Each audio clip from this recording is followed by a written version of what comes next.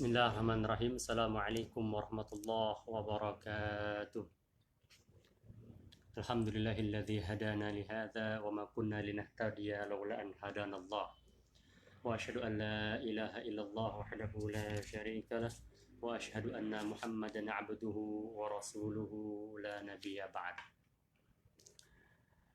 Alhamdulillah. Mohon maaf tadi ada sedikit kesalahan teknis. Ya. Kita akan berbicara ataupun berbagi tentang serba-serbi praktek dan proses ruqyah syar'iyyah.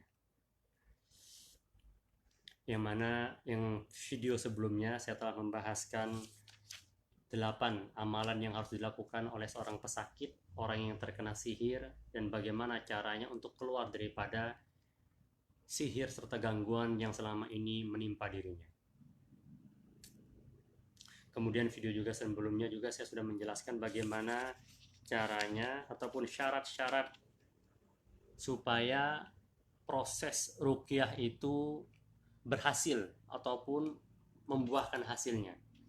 Yaitu adalah sinkronisasi antara sang raqi, sang ustadz yang meruqyahnya, dan si pesakit pasien.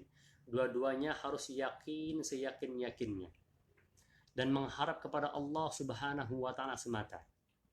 Ya. Terkadang-kadang ada di antara masyarakat ataupun pasien kita ini masih percaya dan berharap sama si ustadz si A ya, si B, si C, si anu, si ini segala macam. Wallahil azim, saya bilang, ini problem, ini penyakit, ini syirkul asghar. Dia percaya kepada ustadz A, ustadz B, ustadz C daripada Allah Subhanahu wa taala. Ya. Saya kalau nggak diruqyah sama si ustadz ini kayaknya nggak sembuh deh. Kalau saya nggak diruqyah sama ustadz yang di TV, wah kayaknya nggak selesai. Problem. Mananya apa? Keimanannya, ketauhidannya masih bergantung kepada makhluk, wal'iyadzubillah. Sama syekh ini, sama syekh anu, walah. Problem ini. Ya. Kita harus fokus, kita harus yakinkan diri kita, akidah kita, keimanan kita hanya bertawakal kepada Allah Subhanahu wa taala, walluju ilaihi faqat, dan kembali dan berserah diri memohon hanya kepada Allah Subhanahu wa taala. Jangan kepada yang lain, jangan kepada makhluk. Bahkan kita ke rumah sakit sekalipun, ya. Kita berobat di rumah sakit, pengen sama dokter A, dokter B, ataupun si fulan atau si ini segala macam. Ini problem ini. Karena mereka tidak dapat menyembuhkan hakikatnya. Ketahuilah yang sebenar-benarnya menyembuhkan asy-syafi Allah Subhanahu wa taala. Hanya Allah lah yang semata-mata yang mampu menyembuhkan, yang mampu membolak-balikkan keadaan. Wa huwa ala kulli syai'in qadir, dan dia mampu dan berkuasa atas segala sesuatu. Ini yang harus kita install dalam pikiran kita dan hati kita. Sehingga keyakinan ini mengakar, menguat, sehingga kita yakin betul-betul pertolongan Allah itu sangatlah dekat. Fa inna nasrallahi qarib. Pertolongan Allah itu sangatlah dekat. Ya. Solihin, solihat, soimin dan soimat rahimakumullah. Saya pernah bertanya dengan syekh saya, dengan guru saya tanya, "Syekh, itu gimana terkadang-kadang ada di saat kita mau ngeruqyah ataupun ada pasien yang ke rumah ataupun pesakit minta ditolongin, itu belum apa-apa sudah kesurupan dia, sudah kelonjotan, wah reaksinya hebat, ataupun dia sudah gemeter, panas dingin, ataupun dia lari daripada sang peruqyah, merasa takut segala macam, ataupun tiba-tiba reaksi hebat keras gitu.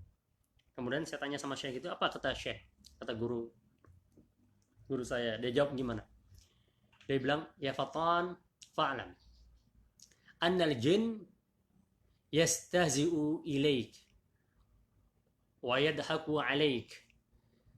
Fatan, sesungguhnya ketahuilah bahwasanya jin yang ada di dalam tubuhnya itu mengolok-olokmu, ya, dan dia lagi menertawakanmu.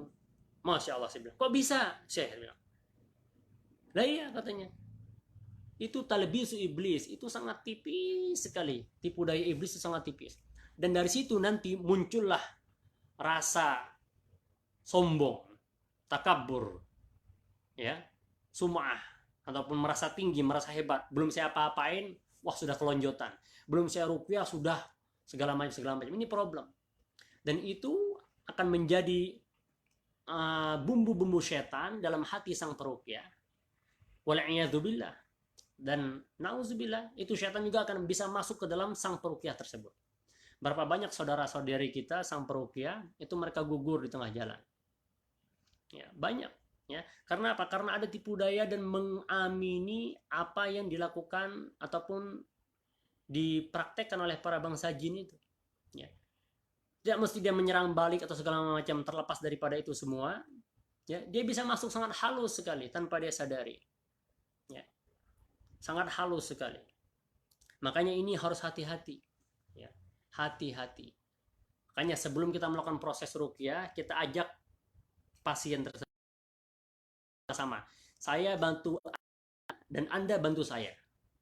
Ya, sebagaimana saya sampaikan, syarat-syarat untuk berhasilnya pengobatan ruqyah itu, ya. Kamu ikuti apa yang saya sampaikan dan amini dan yakini, minta kepada Allah Subhanahu wa taala. Sebagaimana kita sampaikan kemarin, ya.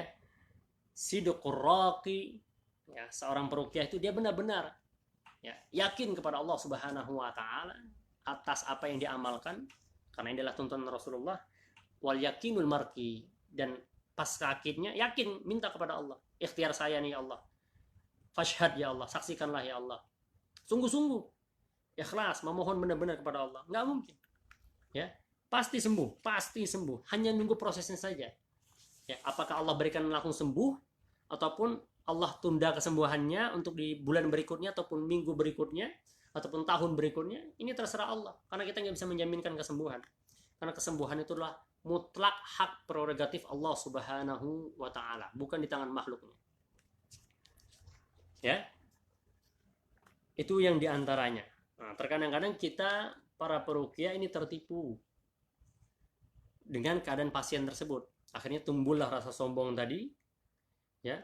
Dan dari situlah syaitan masuk ke dalam hati-hati kita sang peruqyah. Timbullah rasa iri, rasa hasud. Sang peruqyah juga bisa. Bahkan kata Syekh, kata guru kami, ya, tidak ada satu orang pun la takhlu minal jasadil hasad. Kurang lebih kira-kira begitu. Ya, tidak ada satu tubuh pun yang akan selamat daripada hasad, daripada rasa iri. Ya. Siapa saja orang bisa iri dengan kita, dengan paras, dengan ilmu, dengan kekayaan, dengan harta, ya, anak, keturunan, segala orang bisa iri, jabatan bisa saja, nggak akan lepas daripada itu semua. Jadi kita harus benar-benar membersihkan hati kita, ya. Dan kemudian ada pasien kok enaknya hanya seminggu 2 minggu saja Ustaz, ataupun 3 hari saja Ustaz, ataupun ketika setelah diruqyah sampai rumah kambuh lagi. Ini ada pembahasannya nanti, bagaimana prakteknya, apa kesalahannya, apa kekeliruannya, apa yang kurang dilakukan, ada nanti pembahasannya. Tapi harus diketahui bahwasanya sang pesakit itu juga harus benar-benar hijrah total, ya. Hijrah dan sungguh-sungguh secara total optimal mengamalkan semuanya. Terkadang-kadang kita para peruqyah ini miris. Saya tanya, ini orang ini sakit. Saya tanya, Bu, Pak, ya Ustadz, sudah berapa lama sakit? Oh, sudah sekian tahun Ustadz. Oke. Sholatnya gimana? Waduh, jarang-jarang Ustadz. Oke. Saya tanya lagi, ngajinya bisa? Kapan terakhir pegang Al-Quran? Oh, udah lama Ustadz nggak pernah ngaji. Waduh, ini repot. Sudah kena sihir, sholat bolong-bolong, ngaji nggak pernah, mau sembuh, ini repot ini. Ya. Saya bilang, saya analogikan begini, Pak. Ya, misalnya ini contoh, ya, saya dekat dengan Pak Gubernur, misalnya, ataupun dekat dengan Presiden, misalnya. Dia tahu sama saya, Fatan, ya, Assalamualaikum, Waalaikumsalam, selamat pagi Pak, pagi. Nah, gimana Fatan, apa ini bisa bantu? Nah, misalnya saya bawa Bapak nih, Ya, saya bawa bapak. Habis itu Pak Gubernur tadi atau Presiden itu ngomong, itu siapa Fatan? Ini saudara saya, Pak. Apa ini ya? Ada yang bisa saya bantu? Tolonglah Pak, dia begini-begini. Ya, saya sampaikan keluhannya ataupun ya apa yang dia alami, kebutuhannya apa saja. Kemudian Pak Presiden tadi ataupun Pak Gubernur tadi dia bilang, Bapak Ibu ini saya punya catatan. Coba lihat, dia melanggar ini, melanggar itu segala macam. Mungkin nggak pajak ataupun dia melanggar uh, lalu lintas segala macam. Nah, kira-kira muka saya mau taruh di mana? Di hadapan gubernur tadi, di hadapan Pak Presiden tadi. Ya. Malu, muka saya itu malu. Ya. Begitu juga dengan ketika kita menghadapi pasien yang sedemikian. Sholat nggak pernah, bolong-bolong, ngaji nggak pernah. Bahkan maaf, belum bisa baca Quran. Umurnya sudah berumur. Saya bilang, Pak, saya ini minta kepada Allah Subhanahu wa Ta'ala, memohon ridhonya, ya Allah. Kemudian Bapak nggak pernah kontak sama Allah, nggak pernah, maaf, say hello lah kira-kira. Bagaimana? Apakah bisa Allah sembuhkan? Mungkin, ya, bukan mustahil. Allah ala kulli syai'in qadir. Allah bisa saja menyembuhkannya. Tapi Allah tunda. Nah, akhirnya nggak Allah izinkan, malah Allah ridhoi. Akhirnya dia ngomong, ya, saya sudah berobat ke sana kemari, sudah ruqyah berkali-kali, nggak sembuh-sembuh juga. Sama aja, bohong katanya, nggak percaya saya. Sabar lagi nggak percaya, masya Allah. Al-inkar, dia mengingkari kitab Al-Quran sebagai mukjizat kalamullah. Ini problem, mudah terjerumuslah dia dalam kekafiran. Wala'iyadzubillah, wala'iyadzubillah. Ya, nggak akan sembuh-sembuh itu, sudah problem. Dan juga ada kadang-kadang kita tanya, ada seorang akhwat datang pakai jilbab, rapi segala macam. Kemudian kita tanya sehari-harinya, ataupun kita lihat media sosialnya, ya, buka aurat di mana-mana segala macam, ataupun nggak menutupkan aurat, ataupun masih berkhalwat segala macam. Ya, gimana kita maksudnya gimana mau sembuh secara total? Pasti ada bisik-bisikan setan. Ketika di depan kita dia semangat, wah, energi positifnya, auranya muncul, berubah. Tapi setelah pulang ke rumah, ya, setannya ketawa, saya udah kelabui itu ustadznya, saya sudah kelabui itu sang peruqyahnya, ya. Sampai di rumah, belum sampai di rumah udah kesurupan lagi, sudah sakit-sakitan lagi, ya. Akhirnya kesembuhan yang dia harapkan tadi nggak segera terwujud, ya, tidak segera Allah nampakkan.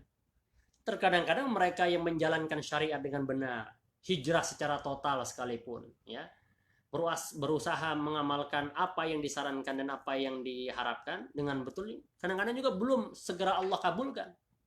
Memang hakikatnya sang peruqyah itu bukan menjamin kesembuhan, karena Asy-Syafi yang maha menyembuh itu adalah Allah Subhanahu wa Ta'ala.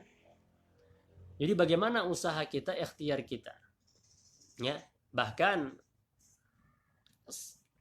para syekh saya pernah bilang, ya, sesungguhnya kesembuhan itu akan terwujud apabila kesungguhan seorang marki itu tersebut dalam mengamalkan apa semua nasihat-nasihat dan amalan-amalan serta zikir-zikir yang telah disarankan oleh sang peruqyah. Kenapa? Karena Allah Subhanahu wa Ta'ala mengatakan, innallaha la yughayyiru ma biqaumin hatta yughayyiru ma bi anfusihim. Sungguhnya Allah Subhanahu wa Ta'ala tidak akan merubah suatu kaum, jangankan secara individu, secara personal, secara kolektif saja nggak Allah rubah keadaannya, nasibnya, sehingga diri mereka sendiri merubahnya. Ini kita harus benar-benar yakin kepada Allah, kita merubah diri kita, kita hijrah secara total. Saya tinggalkan semua kemungkaran, semua maksiat, semua kezaliman, dan saya kembali kepada Allah. Fafirru ilallah. Lari kepada Allah itu. Ya. Benar-benar. Dari hijabnya, dari amal-amal sehariannya. Yang simpel-simpel, yang mudah-mudah. Karena pada saat itu, si pesakit ini lagi berperang. Ya. Baik itu dengan jin, baik itu dengan dukunnya. Ya. Dia lagi berperang, itu lagi berseteru itu. Mengambil alih tubuhnya, fitrahnya, untuk benar-benar sembuh, keluar dari segala ujian dan cobaan ini. Saya kasih contoh. Ya. Tidak ada pengobatan manapun di atas muka bumi ini sekali obat, sekali suntik langsung sembuh, nggak ada. Ya, jarang sekali. Kalaupun ada, itu adalah karunia daripada Allah Subhanahu wa taala. Semuanya butuh proses. Sama halnya kita mengetahui life is process. Hidup nggak mungkin orang cerdas langsung pinter tanpa pernah sekolah di bangku SD, SMP, SMA, bahkan dia sekolah lagi menuntut ilmu lagi di perguruan tinggi, masuk kuliah. Baru dia bisa dikatakan cerdas, pintar, berilmu. Ujuk-ujuk prot langsung berilmu, nggak mungkin. Sama juga orang tiba-tiba sukses secara duniawinya, kaya, pengusaha hebat, ataupun membangun suatu jaringan, apalah itu, membangun suatu jaringan, apalah itu, ya, tiba-tiba langsung jadi, nggak mungkin, mustahil, mustahil. Pasti dia dulu pernah jadi karyawan, ya, pernah jadi OB, ya, belajar sama orang, ngikut orang segala macam. Kemudian dia keluar, buat sendiri, bangun sendiri, buat usaha sendiri. Begitu juga dengan kesehatan, dengan kesembuhan. Ya. Tentu dia harus berusaha, ya, mengikuti semua step-step yang disarankan, yang diberikan. Dengan istiqomah, dengan penuh kesabaran, dengan penuh keyakinan, ketawakalan, ya, kepada Allah Subhanahu wa taala.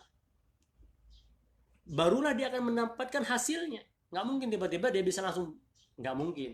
Bisa jadi, bisa berhasil, ataupun bisa sembuh langsung, nggak mungkin. Perlu proses yang panjang. Ya.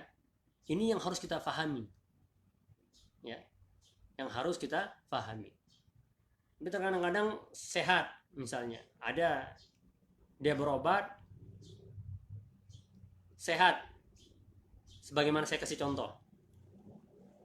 Waktu saya di Malaysia dulu, tetangga depan rumah saya, Pak Cik depan rumah saya, ya, dia datang kepada saya, Ustadz, tolong Ustadz, suami saya tak boleh kerja, ada berapa bulan dia dah cuti katanya.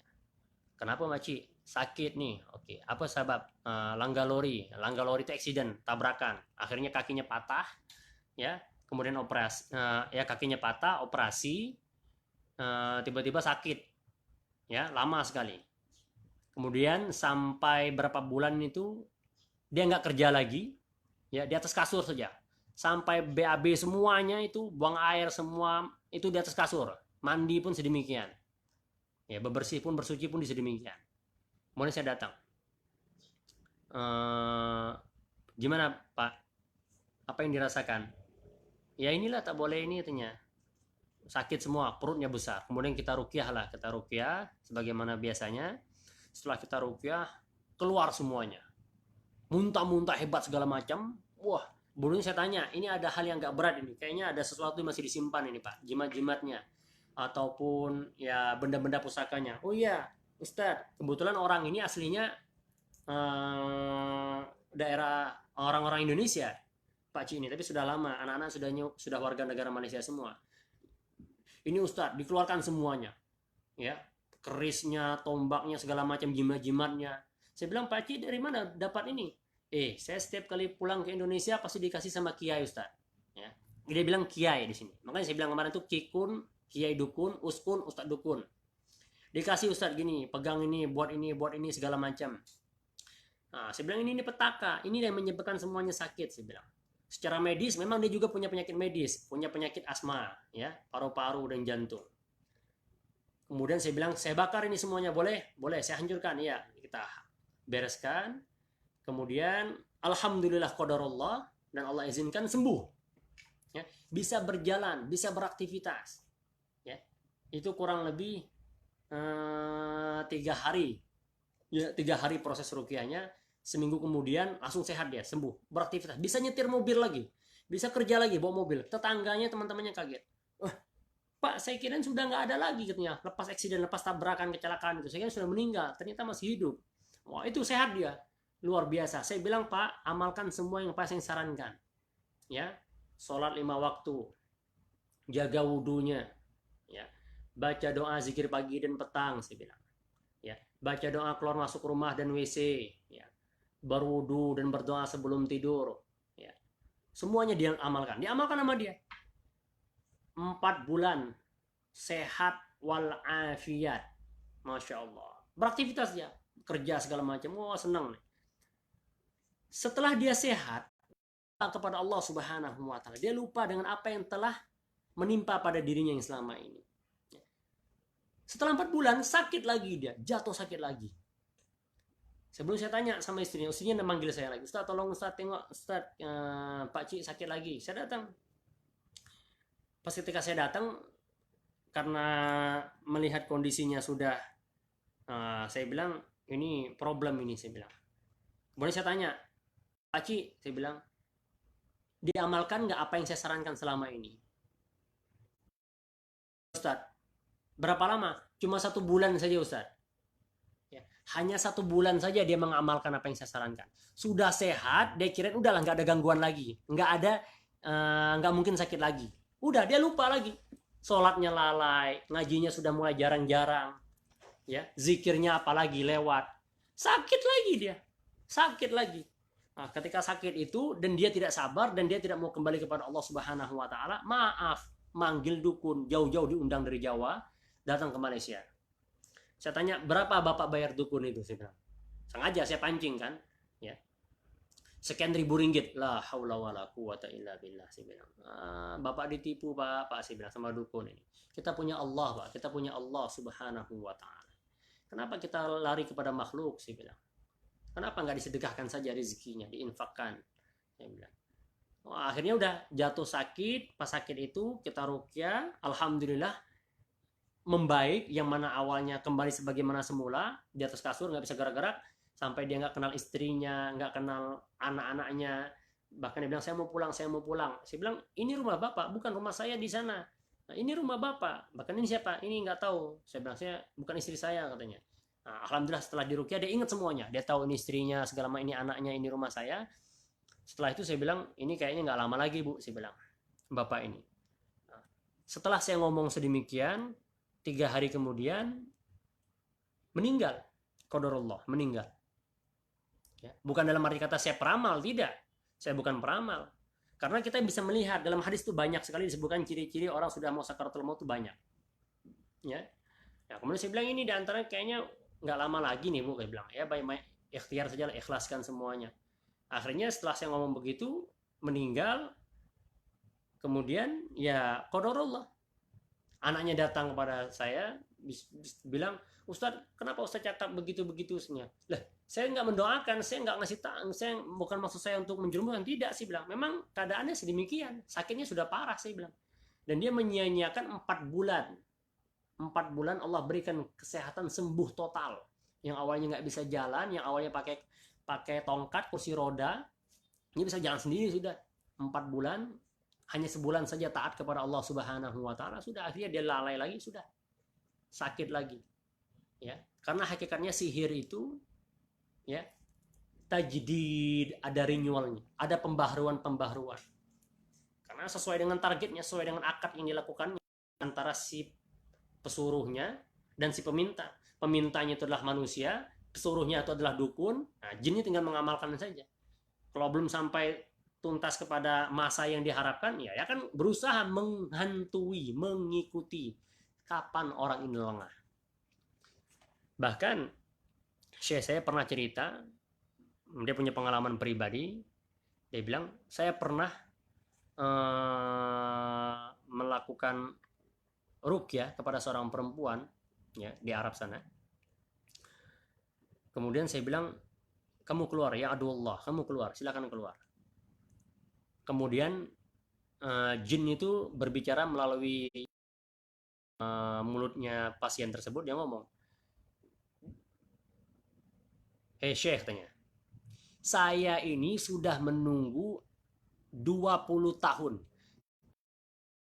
menunggu orang ini lalai sehingga saya bisa masuk ini. Masya Allah, 20 tahun ya yang dia tunggu ini, sehingga orang ini lalai, sehingga dia bisa masuk dan menguasai tubuhnya. Ya. Maknanya apa? Shadaqallahul azim, maha benar Allah. Inna syaitana kana lakum aduwwan mubina fattakhiduhu aduwwan. Sesungguhnya syaitan itu adalah musuh bagimu yang nyata, dan jadikanlah dia musuh yang sebenar-benarnya. Ya, karena hakikatnya kita nggak menyatakan perang sekalipun, syaitan itu sudah mengatakan perang. Sebagaimana dia bersumpah ketika dia diturunkan oleh Allah Subhanahu wa taala dari surga bersama Adam alaihissalam, la ughwiyannahum ajma'in, akan saya sesatkan semuanya manusia. Itu sumpahnya iblis itu. Ya. Sumpahnya iblis. Jadi kita harus senantiasa waspada, menjaga diri kita, ya, mengamalkan semua sunnah-sunnah, ihya sunnah, menghidupkan semuanya, sehingga kita benar-benar terjaga, ya, terjaga dari semua tipu daya syaitan, dari sihir-sihir, ya, dari keburukan-keburukan, min syarri ma khalaq, keburukan-keburukan yang Allah Subhanahu wa taala ciptakan, karena Allah izinkan itu terjadi pada diri kita, ya. Dan itu serba-serbi dalam ruqyah ini begitu banyak sekali. Bahkan terkadang-kadang para peruqyah itu, ya, dia mengorek-ngorek informasi ataupun berita daripada bangsa jin. Ya. Ini saya tanya dengan syekh saya, dengan guru kami, gimana syekh? Fatan, tugas peruqyah itu adalah membantu, menolong, mendoakan. Bukan untuk ngobrol sama jinnya itu, bukan untuk ngorek-ngorek berita. Ngapain? Nggak ada gunanya, ya. Bagaimanapun apapun yang dia sampaikan, kita nggak perlu fokus, nggak perlu dengar, ya. Kita fokus saja, tetap kita dakwah,